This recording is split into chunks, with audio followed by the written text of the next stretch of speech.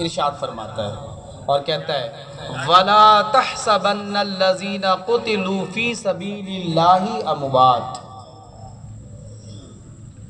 پہلی آیت میں اللہ نے فرمایا کہ اپنے منہ سے شہیدوں کو مردہ نہ کہو، کہنے سے پہلے منع فرمایا، پہلے کہا کہ مت کہو، لیکن بعد میں اللہ تبارک و تعالیٰ نے فرمایا سورہ آل عمران میں کہ وَلَا تَحْسَبَنَّ الَّذِينَ قُتِلُوا فِي سَبِيلِ اللَّهِ، جو لوگ اللہ کی راہ میں مارے جاتے ہیں ان کو مردہ گمان بھی نہ کرو۔ کیا؟ یہاں گمان کرنے سے منع کیا گیا ہے۔ گمان کہاں کیا جاتا ہے؟ گمان کا تعلق منہ سے نہیں ہوتا ہے، گمان کا تعلق دل سے ہوتا ہے، اور بولنے کا تعلق منہ سے ہوتا ہے۔ تو اللہ تبارک و تعالیٰ نے پہلے منہ سے بولنے کے لیے منع فرمایا کہ شہیدوں کو مردہ نہ کہو، اور بعد میں اللہ تبارک و تعالیٰ نے فرمایا کہ وَلَا تَحْسَبَنَّ الَّذِينَ قُتِلُوا فِي سَبِيلِ اللَّهِ، کہ اپنے دلوں میں یہ گمان بھی نہ لاؤ، یہ خیال بھی نہ لاؤ کہ شہید مردہ ہے۔ یہ ہو گئی بات سمجھ؟ شہید کیا ہے؟ زندہ ہے۔ اب آئیے حضور کے گھرانے میں جو حضور کے آل ہیں، حضور کے جو آل پاک ہے، پہلا ہے حضرت امام، چلیے پہلے آ جاتے ان کے پاس، مولا علی کے پاس۔ مولا علی اہل بیت میں ہے، ٹھیک ہے؟ مولا علی کس میں ہے؟ بولیے، سب بولیے، اہل بیت۔ بولنے میں شرماتے کا ہے بھائی؟ جو آج بولے گا وہ قبر میں بھی بولے گا، شرمائیے مت، بولیے، کیونکہ قبر میں جب فرشتہ آئے گا نا وہ آپ سے پوچھے گا من ربو کا، تو وہاں آپ کیسے بولیے گا؟ جب یہاں بولیے گا تب نہ بولیے گا۔ آج یہاں بیٹھ کر کے شرما رہے ہیں تو وہاں شرمائیے گا تو پٹائی ہے۔ واہ، جو قبر میں شرمائے گا چپ رہ گیا وہ پٹائی میں پھنس گیا، اس کے لیے پٹائی ہے۔ جو دنیا میں بولنے والا ہے، جو دنیا میں اللہ کا ذکر کرنے والا ہے، وہ قبر میں بھی ذکر ہی کرنے والا ہے۔ کہیے سبحان اللہ۔ سبحان اللہ۔ ذکر جھوم جھوم کے کیا کرو۔ آج ہم کہتے ہیں کہ درود پڑھو تو کچھ لوگ درود پڑھتے ہیں، کچھ لوگ چپ سے بیٹھے رہتے ہیں، منہ ہی نہیں چلتا ہے۔ اللہ کے ذکر سے، اللہ کے ذکر کے لیے ہمارا منہ چلتا ہی نہیں ہے، جبکہ اللہ نے منہ کھانے کے لیے تو دیا ہے اور ذکر کرنے کے لیے بھی دیا ہے۔ کہ یہ سبحان اللہ۔ سبحان اللہ۔ جسم کی غذا بھی اسی منہ سے لو، جسم کی غذا بھی اسی منہ سے داخل کرو، پیٹ میں جائے گا۔ اور روح کی غذا، بولیے، دو غذا ہے نا ہمارے اندر، دو چیزیں ہیں، ایک وجود ہے ایک روح ہے۔ تو وجود کے لیے تو ہم کیا کرتے ہیں؟ خوب کھاتے پیتے منہ سے، ڈاکٹر منع بھی کر رہا ہے تو اس کو ہم جو ہے نا، تو ڈاکٹر صاحب تو منع کیے کہ بقرعید میں گوشت مت کھائیے گا، آپ کا بی پی بڑھ جائے گا۔ او ڈاکٹر تو منع کیا ہے لیکن منہ نہیں مان رہا، کھا ہی لو۔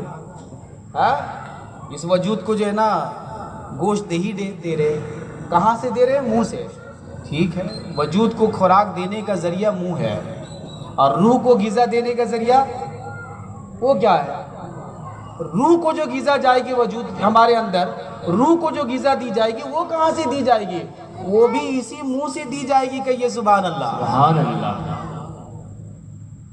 روح کو، پیٹ کو خوراک دیتے ہیں اس ہاتھ سے اٹھا کے، ہے نا بھائی؟ کھانا جو ہم کھاتے ہیں، اگر آپ کے سامنے کھانا رکھا ہے تو کھانا خود سے پیٹ کے اندر نہیں جاتا ہے، ہم محتاج ہیں ہاتھ کے، ہاتھ سے اٹھائیں گے اور منہ میں ڈال لیں گے، ہے نا؟ یہ صرف انسان کو اللہ خوبی دیا ہے، جانوروں کو ایسا نہیں دیا ہے۔ جانور منہ سے کھاتے ہیں، ہاتھ سے نہیں، ہے نا؟ ابھی ہم لوگ جانور ذبح کیے، گائے، بیل، ہے نا، بکرا بکری لوگ ذبح کیے تو اس کو جو گھاس بھوسی جو دیتے تھے ہم لوگ، تو کس چیز سے کھاتا تھا؟ منہ سے۔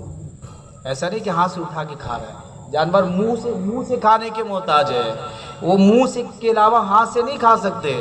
لیکن انسان، اللہ نے انسان کو ایسا مخلوق بنایا ہے کہ اللہ نے کہا کہ تم اپنے منہ کو خوراک کے پاس نہیں لے کے جاؤ گے، تم اپنے ہاتھ کو خوراک کے پاس لے کے جاؤ اور اٹھا کر کے اپنے منہ میں ڈالو، ٹھیک ہے نا؟ یہ صرف صفت انسان کو اللہ نے دیا۔ تو روح کی غذا بھی اسی منہ سے ہم لیں گے، اور وہ روح کی غذا کیسے ہوگا؟ الا بذکر اللہ تطمئن القلوب۔ روح کی غذا حاصل کرنے والوں سنو، جو چاہتے ہو کہ روح کی غذا ملے اس کو چاہیے کہ وہ اللہ کا ذکر کرے. کیا کرے؟ ذکر کہاں سے کیا جائے گا؟ منہ سے. ہاں منہ سے کیا جائے گا نا بھائی. ہم نماز پڑھنے جب جائیں گے، نماز پڑھنے جب جاتے ہیں، فجر کی نماز پڑھنے کے لیے گئے، نیت باندھ کر امام صاحب کے پاس پیچھے کھڑے ہو گئے، تو امام صاحب تلاوت کرتے ہیں کہ نہیں کرتے؟ تلاوت کہاں سے کرتے ہیں؟ منہ سے کرتے ہیں نا، تب نا. تو اسی منہ سے ہم روح کو بھی غذا دیں گے اور اسی منہ سے ہم وجود کو بھی غذا پہنچائیں گے. کہیے سبحان اللہ. سبحان اللہ. اللہ کا ذکر کیا کیجئے میرے بھائی. میں تو بارہا کہتا ہوں، کئی اکثر محفلوں میں بولتا ہوں کہ اللہ کا ذکر کیا کرو، شرمایا نہ کرو. جو آج اللہ کا ذکر کرے گا کل قبر میں پھنسے گا نہیں، قبر میں بھی اللہ کا ذکر ہی کرتا رہے گا. کہیے سبحان اللہ. سبحان اللہ. گہمری صاحب کی جو مرید ہے نا، گہمری صاحب، یہ واحد ہمارا سلسلہ ہے کہ گہمری صاحب خود بھی پڑھتے ہیں اور مریدوں سے بھی پڑھواتے ہیں، اور صرف سلسلے میں نہیں ہے. گہمری صاحب کا سلسلہ واحد ہے کہ حضور ہمارے پیر و مرشد خود بھی پڑھتے ہیں اور سامنے جو لوگ بیٹھے رہتے ان سے بھی پڑھواتے ہیں. یہ کیوں پڑھواتے ہیں؟ تاکہ میرا مرید گونگا نہ بن جائے. گہمری صاحب کا مرید گونگا نہیں ہے. جتنے مرید گہمری صاحب کے ہیں، گہمری صاحب اپنے مریدوں کو گونگا نہیں رکھا ہے. گہمری صاحب اپنے مریدوں کو قرآن پڑھنے والا بنا دیا. کہیے سبحان اللہ. آج گہمری صاحب کے جتنے مرید ہیں نا، اس کو کچھ نہ کچھ آیت ضرور آتا ہے. ارے کچھ آئے نہ آئے، اشہد واللہ اس کو یاد ہے، سبحان اللہ اس کو یاد ہے، سبحن قدسن یاد ہے، لا حول ولا قوت یاد ہے، استغفر اللہ یاد ہے، سورہ فاتحہ یاد ہے، سورہ اخلاص یاد ہے، سورہ فلق یاد ہے، سورہ ناس یاد ہے، درود شریف یاد ہے، انا للہ و انا الیہ راجعون. سب مریدوں کو یاد ہے. کہیے سبحان اللہ. سبحان اللہ. اور یہ وہ آیت ہے انا للہ و انا الیہ راجعون، وہ آیت قرآن شریف کا ہے کہ اللہ پاک فرماتا ہے انا للہ و انا الیہ راجعون. جب کوئی بندہ مصیبت میں یہ آیت پڑھتا ہے اولئک علیہم صلوات من ربہم، تو ایسے لوگوں پر اللہ رحمت بھیجتا ہے. کہیے سبحان اللہ. یہ قرآن کے دوسرے سپارے میں اولئک علیہم صلوات من ربہم ورحمہ. اللہ اس پر رحمت بھی بھیجتا ہے اور درود بھی بھیجتا ہے. گہمری صاحب کی جتنے مرید ہیں، بچہ سے لے کے بڑا تک کہہ لیجئے، سب یہ آیت ہر محفل میں پڑھتے ہیں، انا للہ و انا الیہ راجعون.